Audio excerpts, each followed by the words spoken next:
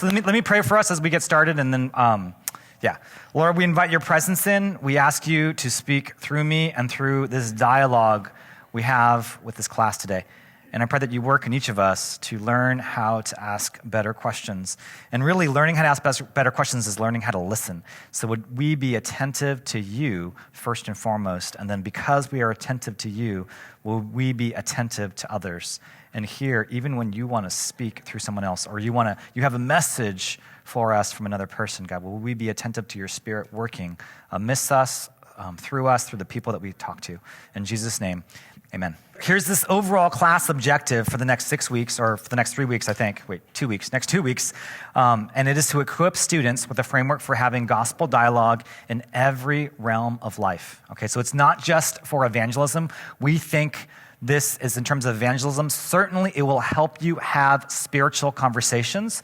But my hope is that this will also benefit your most significant relationships, including if you're married with your wife or husband, including, of course, romantic relationships. The way that you talk to your parents, this will affect. The way you talk to your siblings, especially in loaded situations. I think all of us deal with kind of loaded situations, especially today when we're super polarized over politics and religion. This framework of having dialogue, I think, is tremendously helpful. And a lot of it is based on a book that I read about 10 years ago that still has an impact on my life. It's called Nonviolent Communication. It's by Marshall Rosenberg. Okay, and I didn't list it here. I will put it in the class. We have a Slack channel. I'll put it in that channel. But that book has been so crucial in how it's helped me change the way I communicate. And yes, I also acknowledge I've been very annoying at times. I've confessed this to Judy, that I'm very picky about the way I communicate now because of it. But I'm learning to be more gracious. Okay, and this can be very much a gracious framework in the way that we listen to others. Okay, the gospel empowers us to love people, and growth in having gospel dialogue corresponds to growth in character and wisdom. So ultimately, the framework that I hope to give you, it's actually useless if you do not have some kind of godly character and God wants to give you wisdom. Okay, so I'm going to teach some tools, right? But the only way you employ it well is, number one, you have to practice it. Okay, Jay's here. This is great. He's helping me play basketball, like learn how to play basketball, which I think I know how to do, but I know I can grow.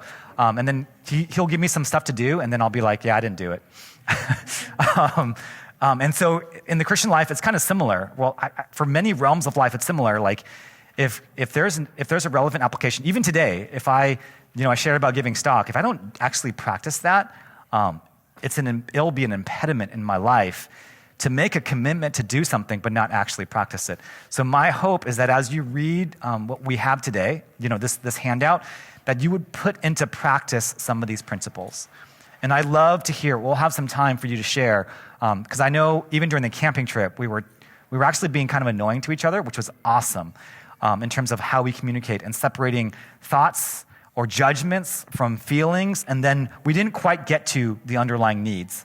But I love that we were wrestling with it, and I actually now really appreciate that we were kind of annoying with each other. Because anyone starting out on anything, there's always this super clumsy, terrible phase where you go around, even like babies learning to walk. There's this super clumsy phase where you just go around bumping into things, falling over, and it's all part of the process. So if you become more annoying as a result of some of the framework, praise God, because you're trying, right? And I would just encourage you to continue to persevere in humility to push past that annoying phase, because it'll be awkward and uncomfortable, and that's okay. And I did do some dribbling yesterday. Jay, just practice, yeah. Yeah, I'm still in the clumsy phase, but that's fine. Okay, all right, session 3 review. Number 1, to recognize the importance of questions. This is last week. This is what Austin talked about. Learn to identify and interrogate our own assumptions. And number 3, learn to identify and consider assumptions others make. And then what I want to note is that assumptions are usually judgments made from observations. Okay, so let's just pause for a second. I didn't give homework from last week, but I know some of you were here from this past Sunday where Austin talked about it. Does anyone want to share an experience where you exposed someone else's assumption or someone else exposed an assumption you had? When I say exposed, they kind of like turned it on its head. Like they showed what you were thinking and made you realize like, oh, I didn't think of it in the complete sense, or you did that for someone else. Anyone have an example? One is everyone at work thinks I either have a mechanical engineering degree or a civil engineering degree. Isn't that one of those assumptions you just want to let them have? Just let them perceive that about you. Not sure, because on one hand I'm like, I'm more special than you might think. And on the other hand, I'm like, I'm more underqualified. Yeah, and for context, you just started this job, so they're all getting to know you. Most of these individuals don't know me. Yeah. Good. Great example. When I was in college, I didn't know that much about like certain denominations. So one of my friends, her mom was going to a Seventh-day Adventist church, and they have a lot of rules. They like rules. But then so I was talking to some other people at my fellowship. I'm like, oh yeah, like my friend's like, mom goes to this weird church, blah, blah, blah, blah. And then the guy I'm talking to, he's like, I'm a Seventh-day Adventist. I was like, oh.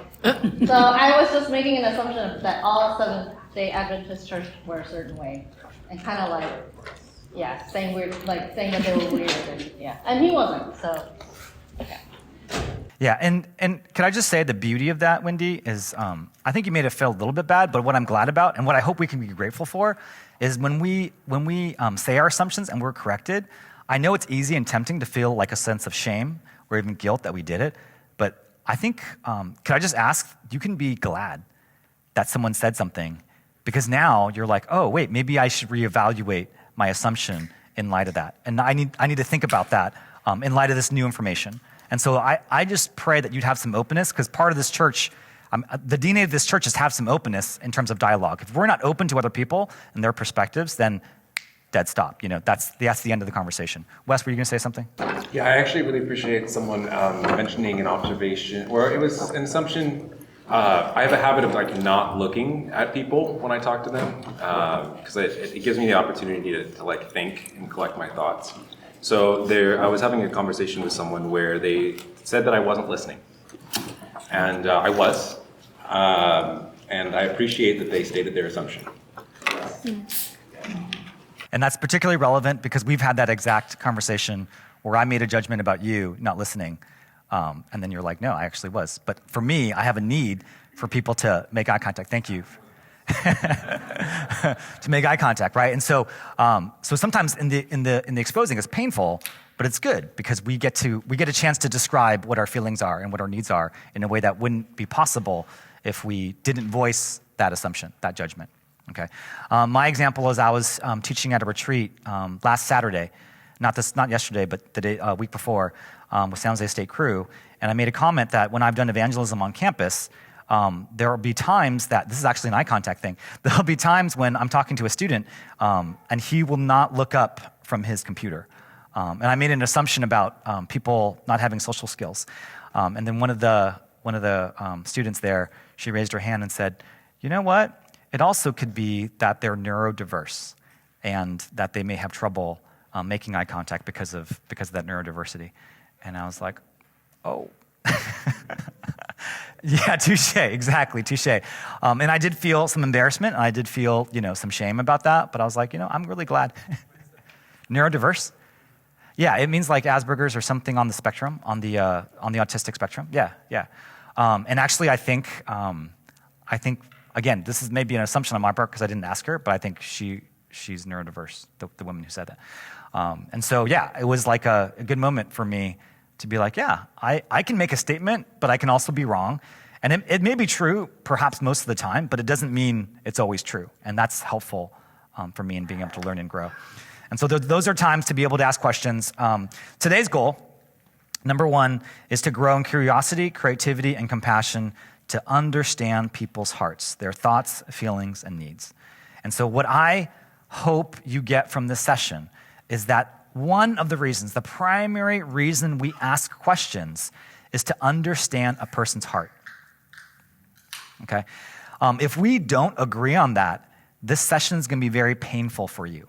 That's one of the assumptions I make coming into this class, is that if you don't agree with that, if let's say the purpose to ask questions is to win an argument, okay, then you're going to be very dissatisfied with what I'm going to go over today, because I will not equip you to win an argument. Now, that may be a byproduct of it. It may equip you to help you win an argument, but that's not the goal here. The goal is to understand a person's heart.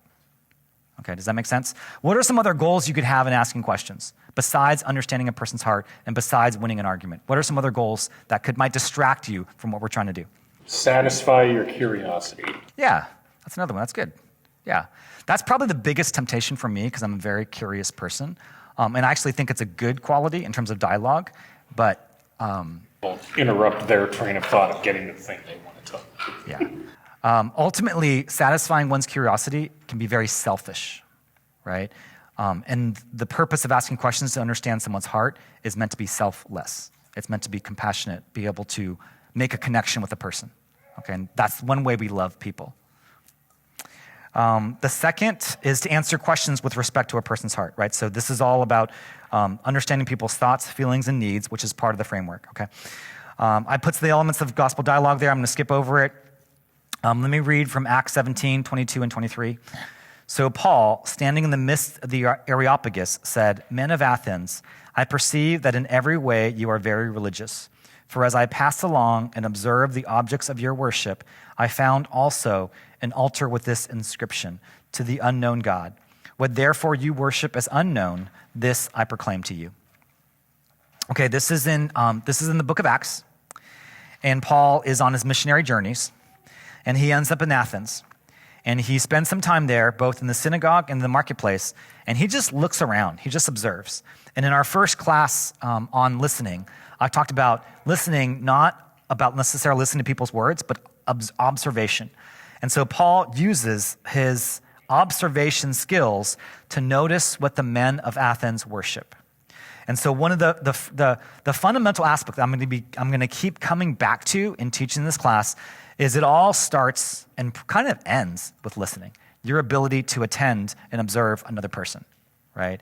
And so I just want to put that out there because I think it's so important in asking questions that you notice the words someone says, you also notice their body language, you notice their tone, and if they tell you things about their background, that's all part of listening. And that's personally, if you experience me as asking good questions, it's because I think there's aspects where I've trained to become a better listener. Right? The better listener you are, the better questions you can ask. Okay, and then he talks about them. He's like, to the unknown God, what therefore you worship as unknown, this I proclaim to you. So he starts with where they're at, and he acknowledges that they worship a God that they don't know, and then he proceeds to explain it, right?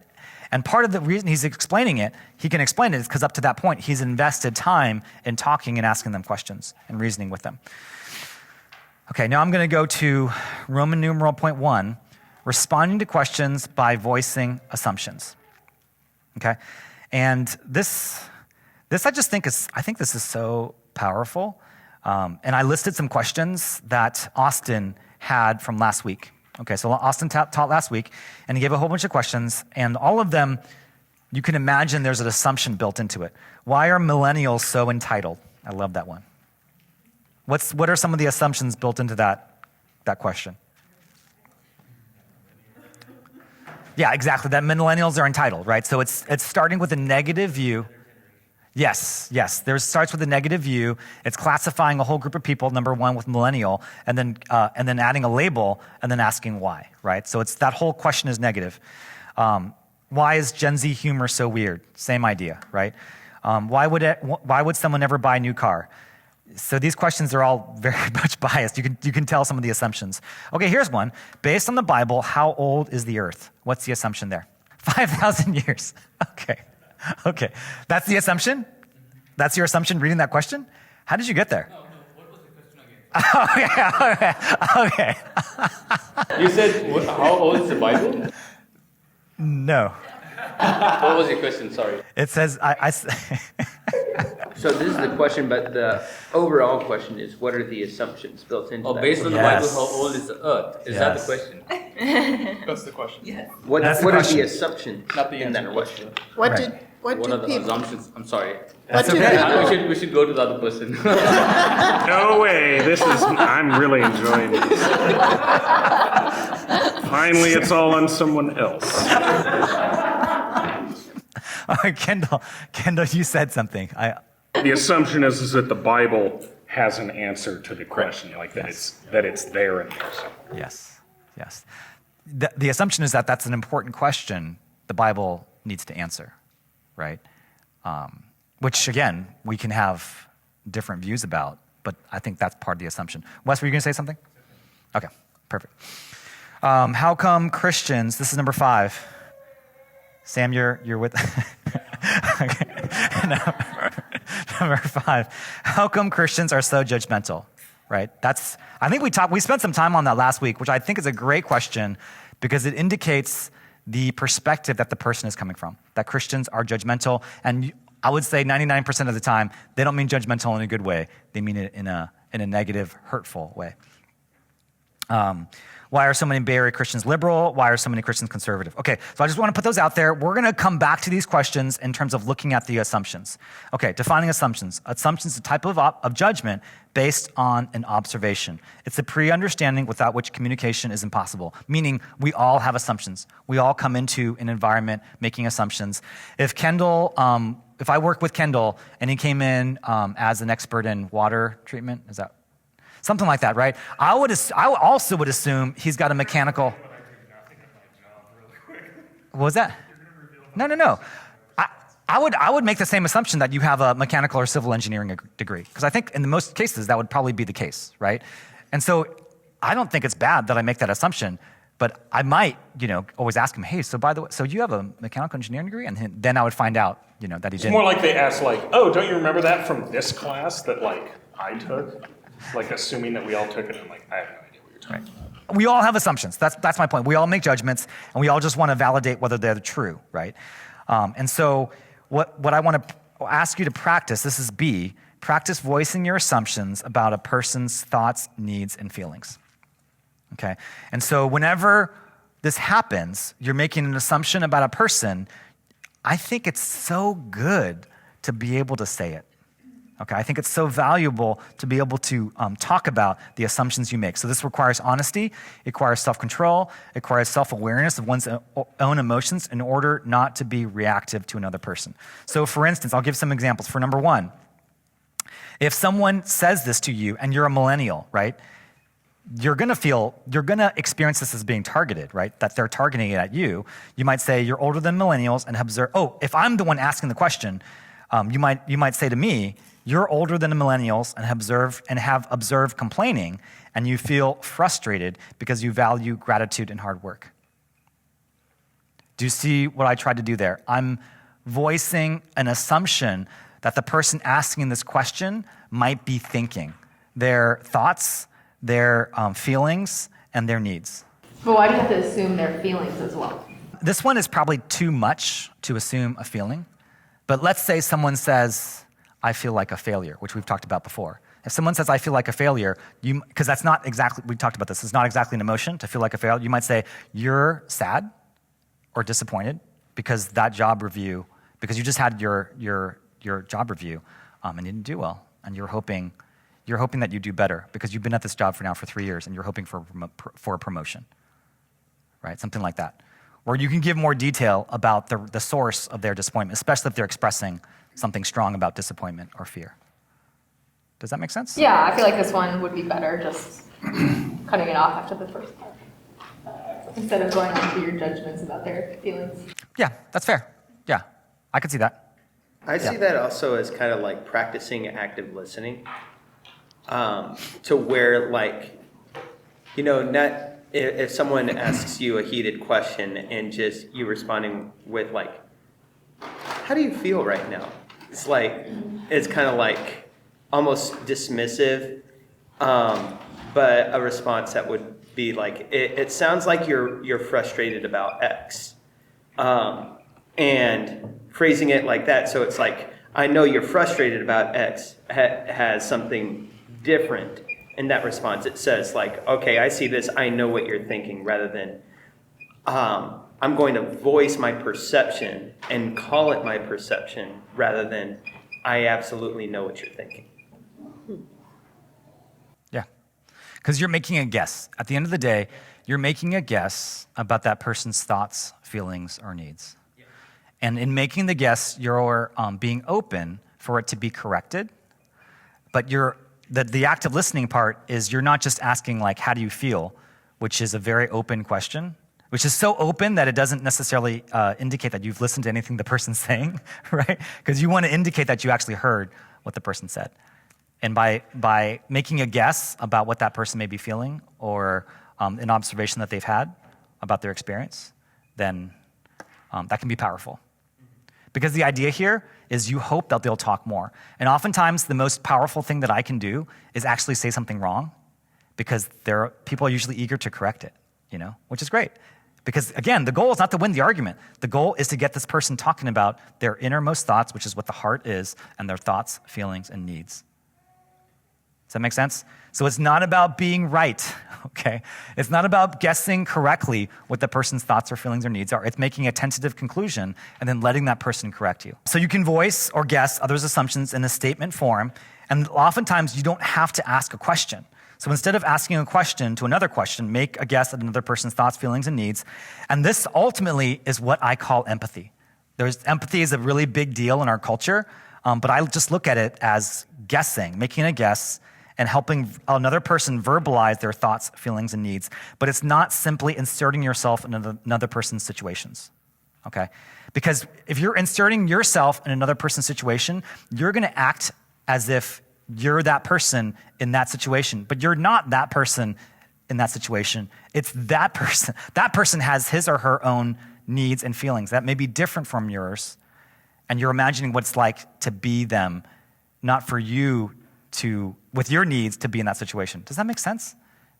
Does that make sense what I'm saying? That takes a lot of patience on the person who's the first speaker. The first speaker, person A says something, and then person B is trying to be empathetic and say this back. I feel like that's a lot of patience on person A to respond in either correcting or agreeing with what person B said.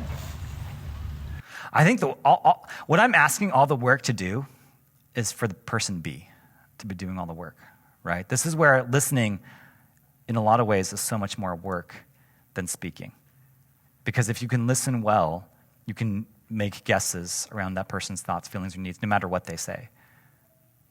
Because the point isn't what I do to you a lot of times, to be like, hey, what's your thought? What's your observation? What's your feeling? What's your need? The point is for me as a listener to be able to guess it and interpret it from what you're saying. Right, but what if person A is not able to articulate it?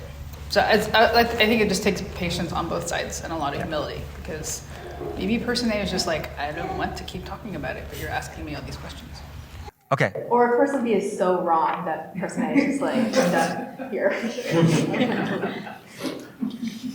Okay, let's take both of those are important. Those are both important situations, right? So let's take the first one. That's the one where they just don't want to keep talking about it. Is that what you said? Well, I think we're also assuming like adult conversation sometimes. Adults can be totally immature, right? But also like talking to younger people or older people. Everyone's at a different point emotionally, self-awareness. So I'm not just saying like, talking to a teenager, you're gonna have this situation. It could also be like talking to my mom who doesn't, work. She doesn't acknowledge her feelings. So I'm trying to say something to her, and then she's gonna like correct me, and then I'm gonna be annoyed. Right. Okay. That's perfect. That's perfect. So can I go with that example? Because I was going to use that example too of your mom. Yeah. So my mother-in-law, that's Judy's mom. I think I can say it. I'm going to try to be as positive as possible. Her love language is like giving unsolicited advice. It's to like give advice about what you should do without you asking for it, right?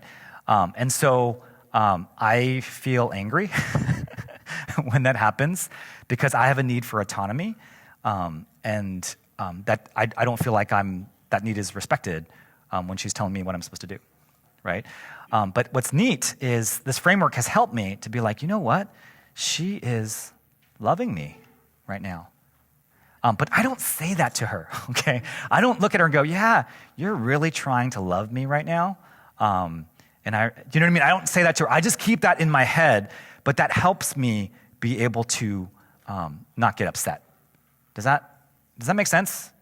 Does that make sense, Jude? In terms of, I just assume that that's her love language. I'm making an assumption that she's loving me by doing that. And that's very helpful because it allows me to like be with her without getting upset, which is very valuable to me. But you wouldn't tell her that to her. I don't have to tell her. I don't have to tell her that. Yeah. I mean, I have said specifically I appreciate her advice about certain things where I actually appreciate it because I'm not going to lie, where like she gave us camping advice one time. She's never been camping. I'm like, please. And in that case, I just like made fun of her. Frankly, like I was just kind of like, why are you telling me how to camp? Like you've never been camping. Like, what are you doing? But in other cases, like she'll give us financial advice, right? I'm like, thank you. We will consider it. And I'll say, and I will. I mean, maybe not a long time, but I'll consider it. But I'm not going to say, hey, no way, you're talking crazy. I'm not doing anything that you're saying. I'll just be like, thank you for offering me counsel. We'll consider that. So essentially, like, we don't have to practice voicing our assumptions with certain people. Yeah, because you want to be careful. You want to be careful. You want to exercise wisdom. This is where wisdom is important. But I have that assumption in my head as I'm talking to her because it helps me to stay engaged. If I didn't have that assumption, I'd be like, oh my gosh, like what is happening right now? Get me out of here, right?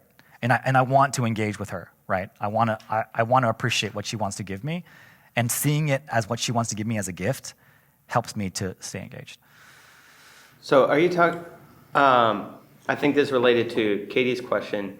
Like, would you say that the practice of voicing assumptions is not so much about like saying it out loud by voicing, but like identifying it so that you can see it yourself? Yes. Well, they're both true. You definitely need for you to see it yourself. And then oftentimes it can be helpful to say it for the other person. Actually, I did say it with her once. This is when it came to, so they helped us buy a home here, right? Judy's parents. And one time I made a comment like, I think this is an example of it. I just said, hey, you know what? When you first offered to help us, we got kind of upset and we'd like turned you down. And then it just hit a chord in her and she just started to get kind of upset because she remembered how we like rejected that offer like multiple times. And I honestly don't know if it was like helpful, but it was good. I think it was good because I voiced something painful that happened in the past. And that was an assumption. So I think you can bring it up. I think it's possible to bring up. I just don't know that you have to be sensitive to the timing of when you voice someone's assumptions. So I'll say it that way. Other questions? We're in the nitty gritty. This is great. This is like where the rubber meets the road in terms of like thinking about how to do this. And right now, what I'd encourage you to do is just to try it. And if it doesn't go well, that's okay. It's okay that it doesn't go well. Was it Kendall? Did you? I can like ask questions during someone's like, they're sharing with me. Yeah. And it can actually be detrimental Yes. and like not based out of my specific like interest in their story, but only my own like curiosity. Yeah. And that's like a form of selfishness.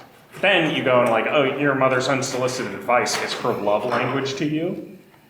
It's like, doesn't that kind of like, is that just a tool for you to look at others in the best light and try to like process their annoyances like Yeah, absolutely. better? And then you have to be more critical of your own actions because you're trying to refine yourself. That's right. You're not like putting these on the same level because That's I right. think it's kind of contradictory. That's right. No, I can see what you're saying, that they're contradictory, but I think the premise is when we love other people, we want to interpret them in the best, possible light, right? And then we want to be more self-critical about the things we do, right? And so let's say other people might interpret your curiosity as, they could say it's a love language, but then I think it's good for us. Again, this is going back to Matthew 7. Take the log out of your own eye before you take the speck out of someone else's, to be critical about oneself, right? Rather than being critical about other people. And so I think it's important to apply that lens for ourselves first, where we're not giving ourselves the benefit of the doubt, but we give other people. And I think that's I believe that's a gospel principle. So the big question is when do I get to pull the log out of, or the sliver out of your Yeah. Well, I think you have to acknowledge, right? Because if I'm going to talk to anyone about being punctual, right, I've got to acknowledge, like let's say I said, Mo's very punctual. Let's say I said, Mo, you need to be more on time. But I would need to say, hey, you know what? I struggle with this, like being on time. I think you should, and again, this is not, this is a fabricated scenario, but I would acknowledge that struggle, and then I would ask someone to be more punctual.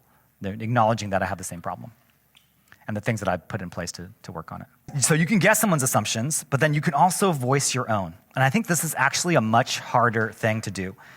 to voice your own assumptions, your own thoughts, feelings, and needs, because again, it takes self-control and awareness to be able to do so. So find ways to express one's own thoughts, feelings, and needs in response to a negative question. If we hope others will express their thoughts, feelings, and needs to us, then we can begin by expressing our own, especially when it makes us appear vulnerable. This requires humility, self-control, awareness of our own thoughts and feelings. Okay, that's repetitive. Okay, for number one, when I say number one, I'm going back to the why are millennials so entitled? Okay, and I'm speaking as if I'm a millennial. I feel sad that you see my age cohort that way. I like to think we're doing well in a tech-saturated world where we're bombarded by comparison. Okay, what's happening there? What are some things that are happening? It says, so remember the statement is, why are millennials so entitled, right? And I could attack the premise of that question, right? If I were trying to win an argument. Or I could provide evidence that millennials aren't entitled. I don't know where you find that, but I'm just kidding. I could provide evidence against that. Or I can just go, I can express how I feel when that person asks that question. Okay, what else is going on in that response? Expressing your emotion. Yeah, that's right. I could also say, I feel angry when you say that. Do you see the vulnerability in saying this and being able to make this comment? Yeah, it's probably not the best. Yeah, I think there's some defensiveness in it, but I like that there's an emotion. And so I think if this is the time to be critical of it, this is not the most like owning it type response. But that's fair because you don't necessarily have to own somebody's BS that they just like, well, I looked at Twitter once today and I know now I understand a generation of people. I love it. This is like a gracious way to engage with that person.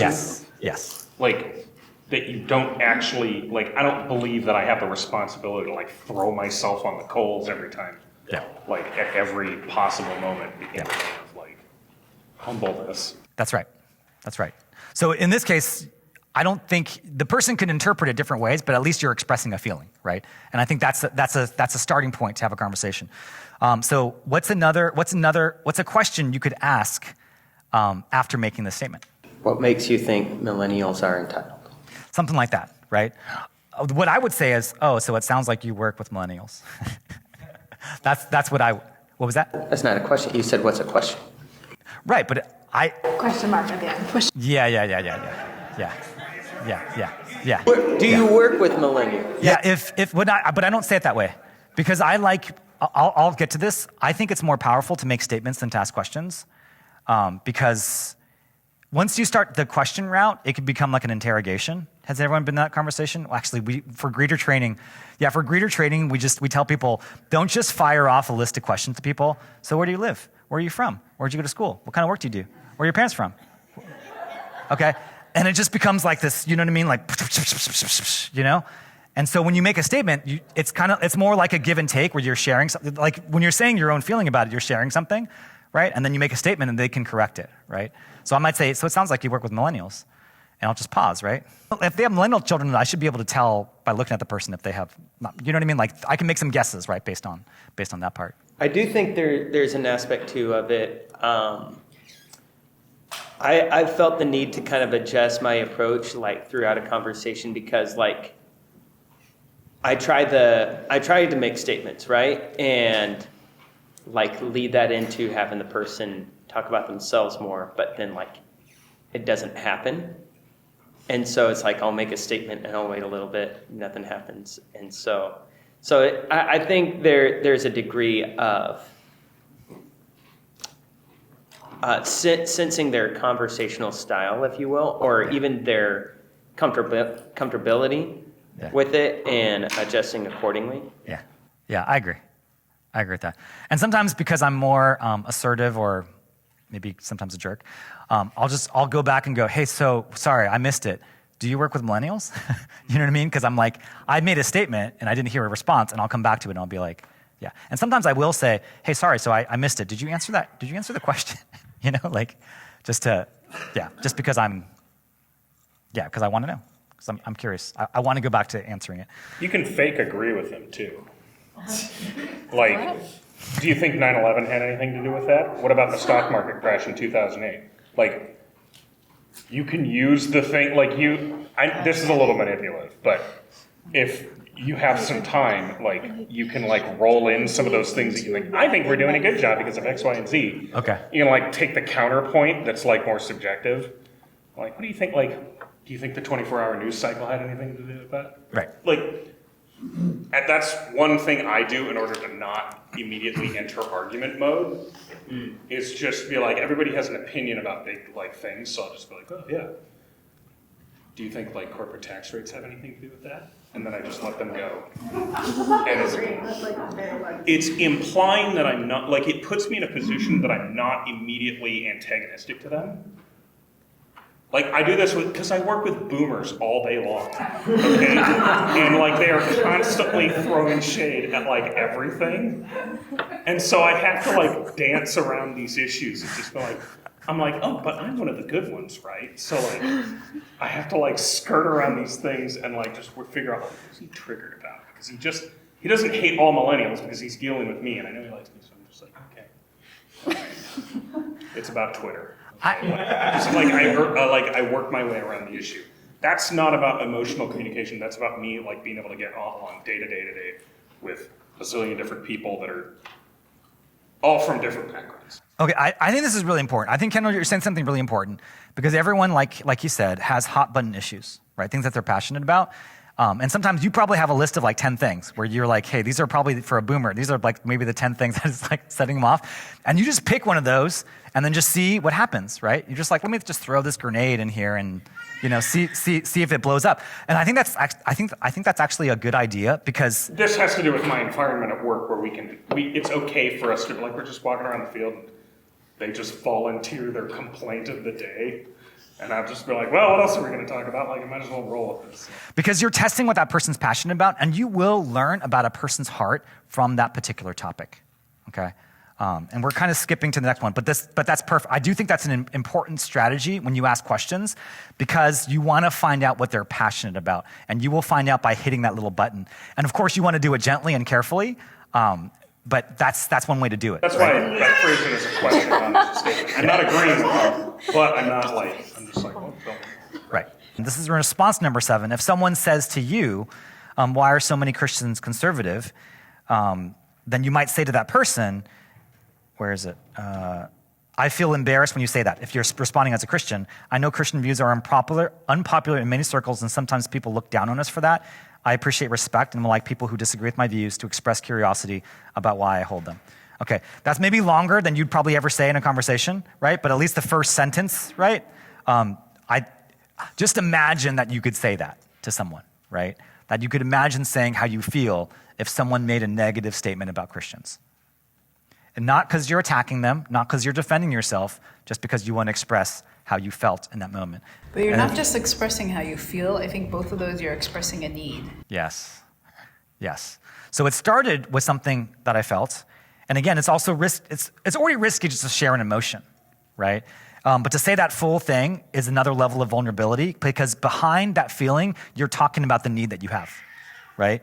You're saying, well, you're making an observation. I know Christian views are unpopular in many circles, right? And you probably have something objective to say about that, even more specific and objective than just that.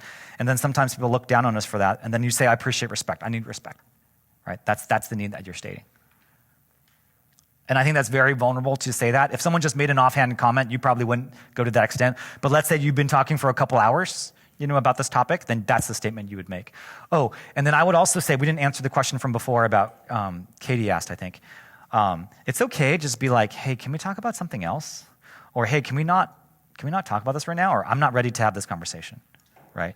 And that requires an awareness of your own thoughts, feelings, and needs. I've been in many arguments where I just should have changed this topic, or I just should have left the room because it's not going to get better. You just need to stop and be able to call it and come back to it. So in sharing your emotion and your need, are you hoping that helps? Because I thought the beginning was like our goal is to hear a person's heart. Oh, I'm not getting confused who's saying what, but like if David tells me he doesn't like Gen X, I'm Gen X, and then I'll tell him how that made me feel. But I tell him a need, but he's the one that said he didn't like Gen Xers. So how am I getting to know his heart if I'm telling him my emotion and my need? Yeah. I'm You hoping model. he's going to open up in response. Yes, that's happened before. Yes. It's a form of modeling, right? And there's different ways to do it. You can go the Kindle route, which I also employ, and say something, touch another topic that he might be passionate about and get his thoughts, feelings, or needs from that, or I can share my own. So there's a lot of options in terms of what you can do, but I think it's important to be aware of how you feel in that moment, right? To have an awareness of how you feel in that moment when that person's talking, and then at certain points, be able to acknowledge it and say, hey, yeah, I'm just feeling comfortable with this conversation. Or like I told Mo this, but I had a 2.5-hour flight to Denver. I talked to this woman named Carol, and she started very interesting. She's like, oh, you're a pastor? Oh, yeah, I get in disagreements all the time with people about religion and Christianity. I'm so not ready. Everything I say is against God. And I'm like, oh, like, let's go, let's bring it, Like that kind of moment is very exciting for me because I'm like, okay, let's start talking about it, And in that moment, it's actually really easy for me because she already set it up well, where she's like, everyone gets really defensive when I say something, and I'm like, oh, this is gonna be easy. I just have to not get defensive, And she said kind of some crazy stuff, and I'm like, whatever, it's fine, Like, but I was able to. I told her sometimes I'm like, I hear what you're saying, and I feel sad because I do think.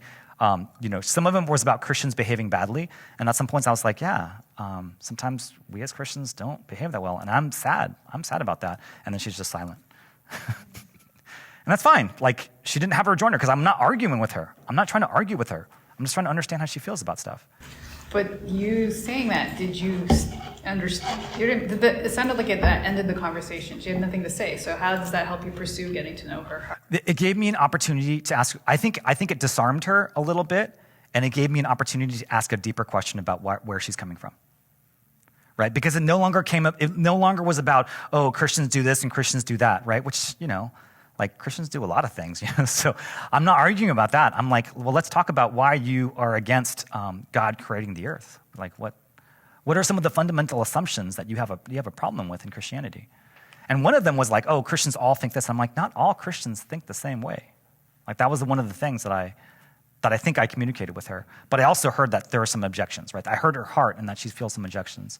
And then she also has deep compassion for like LGBT issues because of the way she grew up. So that's something that I discovered in that conversation, because we talked for like 2 hours. Imagine a friend, acquaintance, or relative asking number 5. Okay, number 5 is, how come Christians are so judgmental? I think this was an actual quote, I want to say from like Lauren's sister, or a question from Lauren's sister. I want to say that from last week or something. But how might you guess his or her observations, feelings, and needs, write it down, and then find a partner and say it to him or her? Try making 2 or 3 different guesses or statements. Okay, so I want you to just take a moment, and I want you to imagine a friend, an acquaintance, or a relative. They can be a Christian. They don't have to be, right? They don't have to be a Christian, right? Who asks the question, some form of the question, how come Christians are so judgmental? And I just want to take you a minute and then imagine you guessing what are some of the reasons why they say that. What are some of the feelings they have about it? What are some of the thoughts or observations they've had about it? And then what are some of the needs that undergird those feelings based on what that person has been through, the objective things that person has been through. And then share that with a partner. Yes? How do you feel about using the word, I assume, ... instead of like something less assuming? Open yourself up to that stupid joke that everyone has to say immediately when they hear the word. Yeah. Okay. That's not a negative, that's just what happens. Yeah. You make an ass out of you and me when you assume. You never heard that? You need to be around more boomers.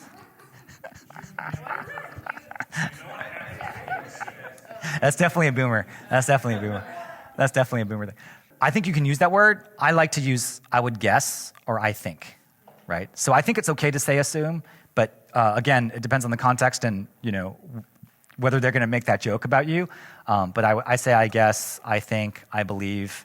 I don't say I feel like because of what I've learned, but yeah, you can say I feel like. It's just those aren't emotions. Anyone want to share their the person that they're imagining and then what you might say? Anyone want to? Yeah. In this case, I actually said, or I'm sorry, I've experienced some of that too. Yeah. Oh, that's great. And then I can unpack like with who or like with what. Yeah. Yeah. That's great. Katie said it sounds like you've had some negative experiences. Yeah, and then you can just pause and then see if they want to share about it, right? And sometimes what I like about Wes's response is it invites them to ask questions. It can invite that person to have questions, and you want to be careful how much you share yourself. To like, it can make it switch to about you, but just to say that, right, and to say, hey, I can understand what you're saying, and then if they want to ask, then you can explain if they ask the question, and then also say, it sounds like you've had some bad experiences. Maybe you wanted to talk about that more, something like that. Okay, and that's where it's helpful also to even make or to voice some assumptions about like, because then they can correct it if they want to, or you can say, oh, so maybe it has to do with global warming, and then see if they go off. This one would be a little bit harder to immediately agree with him. A little bit harder. Okay. The Christians are idiots thing that Austin mentioned last week would be easier to be like, it's easier to springboard off of that. Right. I'm going to move on to Roman numeral 2, number 2. So cultivate curiosity. So for that one, it's A. For A, it's both be both idea curious and heart curious. Okay, and this goes back to what Kendall was saying. Idea curious is just finding out what that person is interested in. And sometimes you can find out what a person is interested in by finding out what they hate. Because people like to talk about two things. They like to talk about the things they love or the things they hate. Okay, and so figure out, you can get someone talking by figuring out either one or the other or both. Because sometimes the things that they hate and the things that they love, they're very closely intertwined, right? I mean, I can look at you guys, I can look around this room and I can tell you the different things people love or hate, right? For a Kendall, I know if I talk about motorcycles, he's gonna get going about motorcycles. We're gonna, have a long conversation. Wes, keyboards, David, running, Christy, I think gaming. Christy saying, I think gaming. She would, you know what I mean? So I know for a lot of you what the things that interest you are, and how to get you going on it. But it doesn't necessarily get you to thoughts, feelings, and needs. But it does get me a little bit closer to understanding what you're passionate about. So they're not exactly the same thing. But it's a pathway to help people relax and help you to know them. Right? Do you see how they're both important? Being both topic curious, like about an idea or a hobby or interest, and also being heart curious. Both of those go together. And then like an easy one for like new parents, you just talk about the kid, right? You just talk about the kid because the kid is going to be like the source of both like joy and like sorrow at the same time, right? Both things that they love and things that they hate, and it's going to be an easy topic. This is all stuff as a preface to ask the question as I start with an observation, right? At the beginning of any conversation, you can start with observations, particularly about shared context, and then move towards values and interests you have in common. Like, boy, it's hot today. The weather is such an easy topic to start with an observation, right? It's hot today. These days it's been like cloudy in the morning, and then it clears up, and then it's great. That the beach is like that, right? You make some kind of comment, people can go off that, right? And then noticing like the cow hoodie, did you go to Berkeley, right? Again, it starts with noticing something about the person, and then you make a comment or a question about it. This is almost always at the beginning of a conversation. This is not like in the middle, right? These are almost always opener kind of observations to get to something deeper. Does that make sense? So again, different kinds of questions have different stages in the conversation, and this is usually at the beginning of a conversation you're asking these questions. All right, we talked about closed versus open-ended questions. At the beginning, I prefer closed-ended questions like, what is your name? Or where are you from? Or, what kind of work do you do? Because those are easy to answer, right? Those are actually easy to answer. Now, here are some harder questions, but I don't know that we always realize how hard they are. Questions like, how are you? I realize it's actually not that easy of a question, okay? Because it requires you to introspect in your own emotional state. I still ask it to people, and we ask it all the time, but I realize when I ask that, it's not always that easy to answer, okay? Sometimes I'll just ask an easier one, like, how's your day going? That's a lot easier, okay? And if I'm really trying to set the bar low, I'll be like, so what'd you have for breakfast, right? Because usually people remember what they had for breakfast. Does this make sense? So in the beginning of a conversation, you want to make the questions as easy as possible. And then you move to open-ended questions. Okay, so the purpose of closed-ended questions are to build rapport and demonstrate relational safety. I think small talk is a skill and it's a gift and it helps people relax. I do think it's important. I used to really hate small talk because then a lot of times it just wouldn't go anywhere, right? It wouldn't go anywhere significant. I wouldn't get to people's thoughts, feelings, and needs or think about what they're passionate about. But you can start there and then it can get deeper. And then I said, due to the prevalence of assumptions, don't leave a deep or loaded question naked. okay? Don't leave a question naked. Now, when I say leaving a question naked, I mean just saying, for instance, I think Joel talked about this, how do you feel about that, right? I think it's important. I don't mind asking that question, but I think it's important to voice your assumption when you ask the question. Otherwise, the person will import his or her own context. So, for example, I would feel scared in that situation. How did you feel? Right? That's both, right? So you see how I tied it together? I tied together how I'm feeling in that situation, and then I asked the other person, right? And then the person's like, oh, I wasn't scared. I was like super excited. It was super fun. Flying down that hill in the ATV, it was so great, right? And then I learned something about that person in them saying it. And I offered something of myself, and then that person can reciprocate. Does that make sense? How that can get deeper by talking about yourself when you preface a loaded question. I also like asking follow-up questions and statements, okay? And these have a special power because it demonstrates your ability to listen. Like one of the hardest questions is asking Elliot how his day at school was, right? And I'll like, how was your day? Fine. What did you learn? Nothing. What did you learn? Science or whatever. Like everything's one-word answers. And I realized the only way I can get beyond a one-word answer is I actually need to do some research and listen to him carefully every time I ask the question. So I'm not asking like this super general question. I need to demonstrate that I put some work in to knowing where he's coming from. And then when I'm able to ask something specific, like, hey, your friend, I forgot all his friends' names, but hey, your friend, whatever his name is, how's he doing with X, Y, or Z? Like if you know something about his world, he will actually be willing to answer it. And I appreciate that because if someone comes up to me and like, hey, so what's pastoring like today, Fred? And I'd be like, who are you? You know what I mean? Like, you know what I mean? Like you need to know something about my life, right? If you're going to ask me a question, like if you're asking me a deep question, like know something about what I'm doing, what my life is like before asking, right? So that's where a lot of work comes in terms of listening, so that you remember. Like I need to remember my son's friends' names so that I can ask him more about it, right? And that's so much more powerful than just having that list of questions you just fire off at people, right? Where you're just going through kind of this list. If you can have a follow-up question to something someone says. I like Kendall's situation, right? Why are millennials so entitled? And you come back and you say, maybe it's because of You think it had anything to do with the 2008 market crash? Or what do you think changed in the 90s? Like, what do you think happened in the 90s that caused that? I love it. Okay. And that person, the boomer, right, gives a whole bunch of responses. And then what you would do is, George Soros. Okay, perfect. Okay, so then you would say, okay, so what I'm hearing is George Soros had everything to do with it, something like that, and you restate it, right? And then you could ask another follow-on question. So what do you think we should do in today's economy? Or what can we do to help millennials today? How can we get rid of George Soros? Okay, but I love it. I love the creativity. Do you see what happened there? That you're not just, oh, so where do you work? You know what I mean? Like, you're acknowledging what the person said by restating part of it, the part that you heard and you thought was important, right?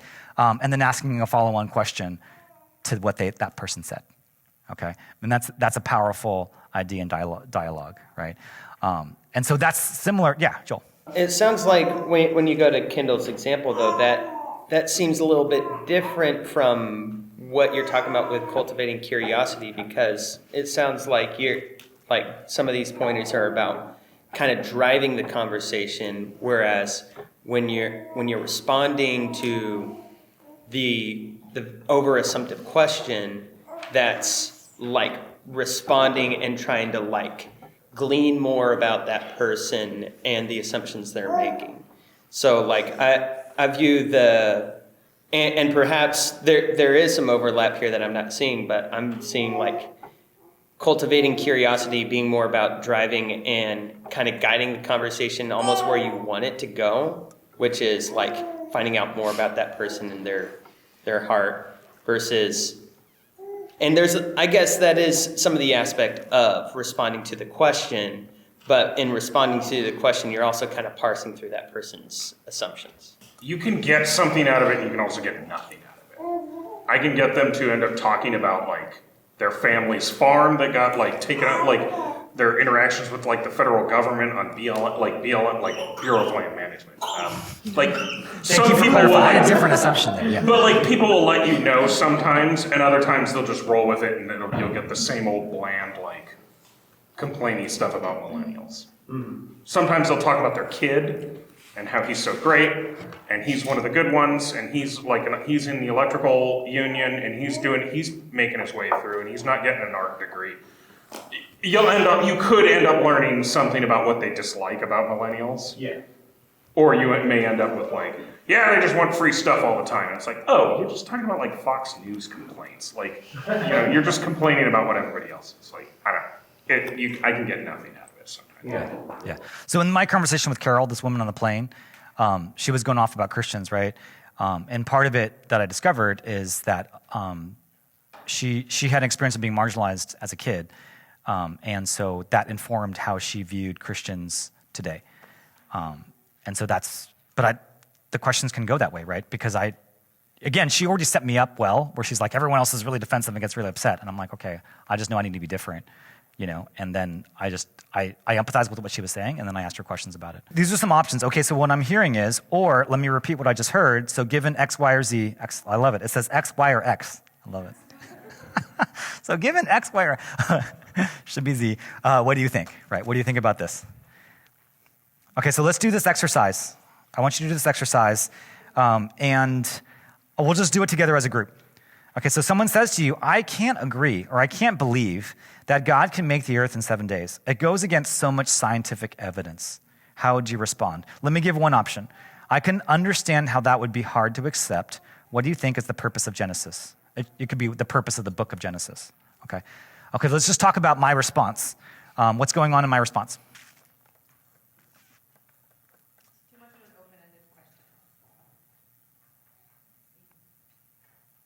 Wait, sorry, what? What do you think is the purpose of Genesis? Oh, you think that's too open? You're making assumption they know what Genesis is. Yes, that is an assumption. But I'm okay. I'm actually okay with that assumption in that case because I think they believe that person has a belief about what the purpose of the Bible is, and I want them to voice it. So I think part of what Jesus did is he exposed people's assumptions, and that's what questions do. And so I don't mind that question because I want to expose that they think they know what the Bible is trying to teach. Because I want to have a conversation of what the purpose of the Bible is, and maybe it's not about teaching that the earth is 7 days old, or a bigger purpose than that.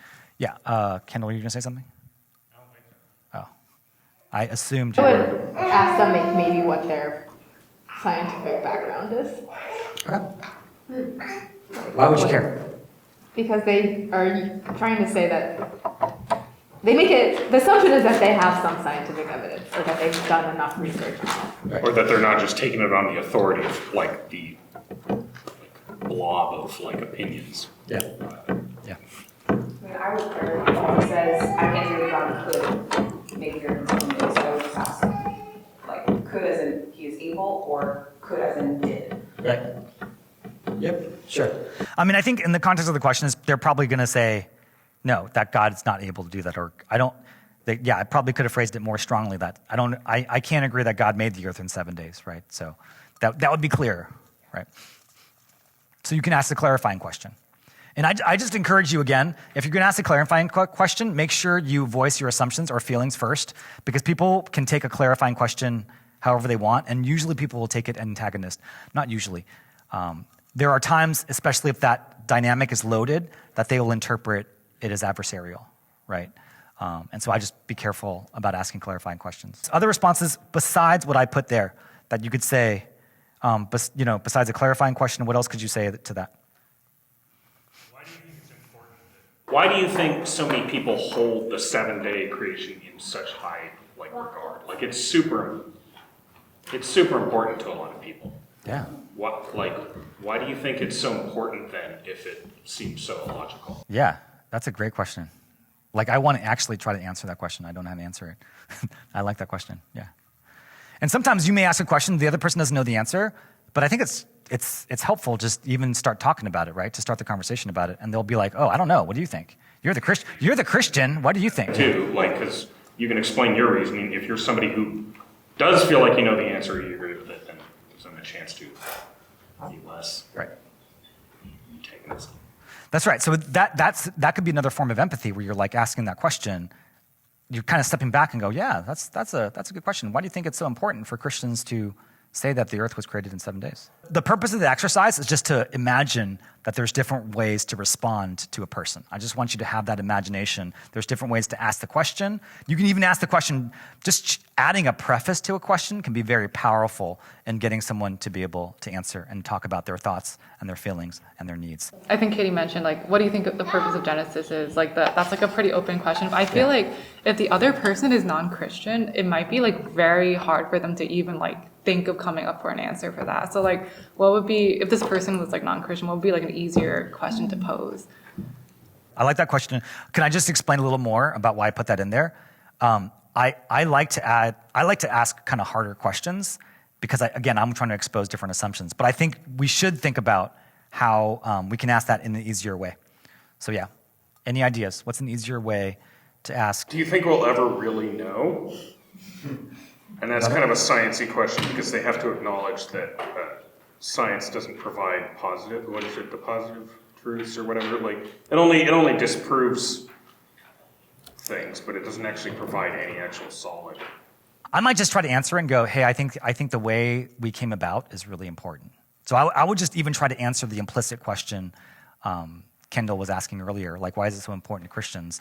And I might say something like, I think the reason why Christians hold to this is it's really important the way we think about our origin and if there is a creator. And then I just leave that and see how the person responds. For instance, that's one way to do it. That's an easier way. The other way you could do it is like, so do you think what science has today is a fully sufficient explanation? This is such a leading question, though. Is a fully sufficient explanation for why we exist as humans? Closed question, right? And has a bunch of assumptions in it, but I'm kind of stating them because it's a closed question. It sounds like you might have encountered the more traditional understanding of Genesis. Are you aware, and if I wanted to follow up, are you aware that Christians have various beliefs on this? Yeah, let's get controversial. Sure. Yeah, absolutely. Absolutely. Yes. I like that. Yeah. Yeah, that's one way to do it too. So I'm actually struggling to find a better question to ask, but that's okay. I mean, again, it's super contextual, right? To the situation, to the person that I'm talking to. I don't have a great answer. That first one I call the hard question. I'm gonna do a harder one. And this is assuming someone you know is like dating, someone who's a believer is dating a non-Christian, right? This is like super, it's a sense, anytime you're asking a question where it's like loaded and sensitive, right? How do you talk about it, right? And I'm not gonna pretend like I have like the perfect way to talk about it. But let me give some ways that I think I've learned in terms of how to not talk about it, all right? And then examine some ways where it might be more helpful. Okay, harsh start. Can you tell me why you're dating a non-Christian? Okay, I laugh, but yeah. Okay, here's another one. Do you know what the Bible teaches about dating a non-Christian, right? So this is like a bunch of assumptions, right? There's a whole bunch of assumptions going into this. So a softer start. I know you're dating a non-Christian, and I imagine you feel anxious because you sense people making negative judgments about you. I want to ask you about it because I care about you, but I'm afraid of how, this is so lengthy, but I don't know how to do it short. Because I care about you, but I'm afraid of how you respond because I want to preserve our relationship. Can you share more about this journey? Okay, that's the end quote. The second thing is, what are some other ways you could ask the question? All right, why did I make it so long? Why do you think I made it so long? My response, like the longer, why is it so much longer? Why was that important to me? Worried you're going to start stepping on toes, man. You got to get this stuff out of the way. We do it for good and bad reasons, but cigarettes have a warning sign, warning label. There's all these caveats, right? And so I think sometimes it's really important to be like, hey, you know what? I know I'm stepping into something by asking you this question, and I want you to be aware that I'm aware of like the tensions and how difficult it is to talk about it, and that's why I have to mention all those different things, right? And I did it all at once, but usually in a real conversation, they won't happen all at the same time, right? It won't just be one statement and the other person replies, oh yeah, it'll be like a series of you get there, right? You get there in a conversation. But being able to talk about the pitfalls of having it, I think is important. That's why I made it so long. What are some other ways to have this conversation? I also just want to acknowledge the reality. You may have other ways, but it doesn't mean the conversation will go well. or the person will interpret you in terms of concern or any of those things. This is not guaranteeing anything. Again, please keep the primary goal in mind that we're trying to get to know a person's thoughts, feelings, and needs, right? And that's not always an easy thing, especially if you're talking about something that's potentially divisive.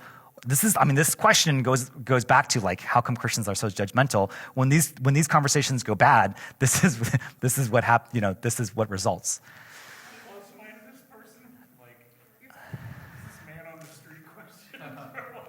Yeah, I mean, it would not be a man on the street question. This would have to be, someone within the church body, for instance, or someone fairly well, right? I feel like if it's a friend, you could be like, oh, I assume like you haven't found any nice Christian guys.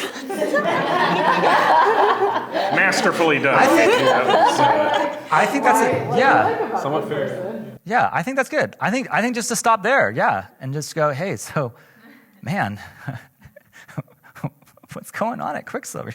I feel like if you're close enough, you can ask them you could ask them if there's currently like tension around this subject, like just feel out how you feel about it. That's good. Because you may make all these caveats, but then they're like, oh, I don't have any problem talking about it, right? But so I think it's good to just ask whatever tension that the person might feel about the topic. And sometimes you get a sense of it, because if someone starts to stiffen up just as you bring up the topic, you're like, oh, okay.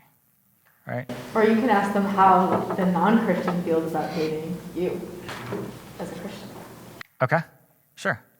Yeah, you can do that. There's different ways to approach it. I included that because, sure, we're talking about evangelism, but again, this is like every sphere of life, that being skilled in listening and exercising compassion and curiosity is important. And we want that to come out in the way that we talk to people and ask questions.